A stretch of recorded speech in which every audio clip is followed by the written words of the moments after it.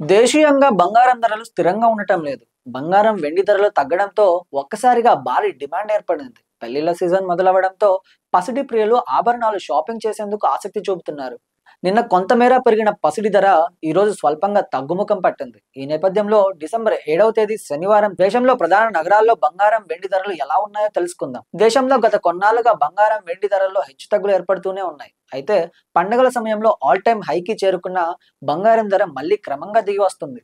Trump America అధ్యక్షుడిగా ఎన్నికైన తర్వాత డాలర్ క్రమంగా బలపడడంతో పాలు దేశీయంగా పలు అంశాల నేపథ్యంలో పసిడి, వెండి ధరల పెరుగుదలకు బ్రేక్ పడింది. బంగారం, వెండి ధరలు హెచ్చుతగ్గులకు గురవుతున్న క్రమంలో శుక్రవారం పెరిగిన ధరలు ఈ రోజు శనివారం డిసెంబర్ 7వ తేదీన తగ్గాయి. బంగారం ధరలు తగ్గితే ఆభరణాలు కొనుగోలు చేద్దామని ఆసక్తిగా ఎదురుచూసే పసిడి ప్రియులకు గుడ్ న్యూస్.